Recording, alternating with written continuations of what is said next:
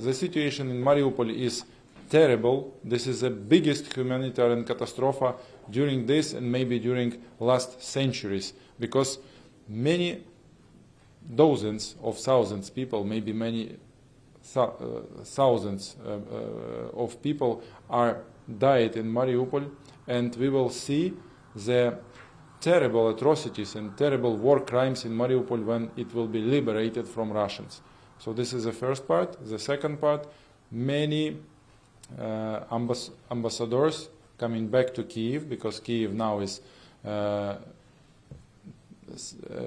safety enough, and we are waiting all ambassadors in Kiev and invite them all coming back. So we hope that in the nearest future, and Embassy of United States also will come back to Kiev, because we work there. For me, me personally and President of Ukraine, all of this time we worked in Kiev, so we ask all of our partners also work in Kiev. This is our position, that Russia is terrorist, because there is so much evidences, just Bucha, Mariupol, other Ukrainian city, where you can see these atrocities and terrible war crimes. So only terrorists can do this, because I told that this is a war not against our army or our soldiers. This is war of Russian army against of our Ukrainian civilians, against of Ukrainians, and there are crimes against humanity, and I would told that this is genocide of Ukrainian people, of Ukrainian nation. So we discussed this all.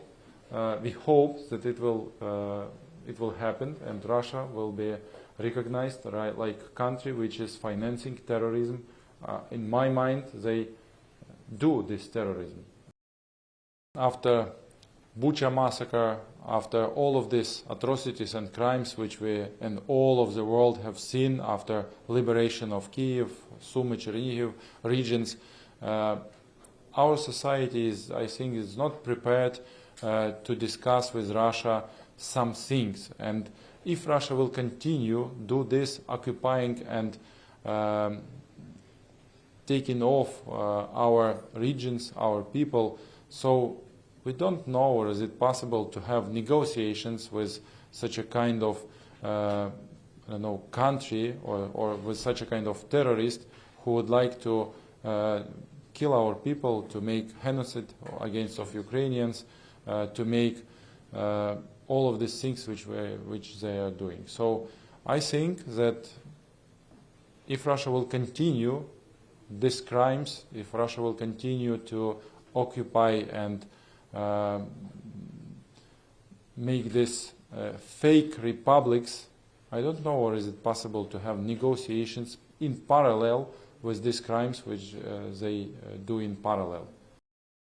We would like to finish this war. This is our position.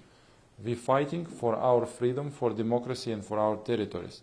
But Russia is fighting to conquer us, to make genocide of Ukrainian people. So they should stop, and we agreed, and we won't stop this war.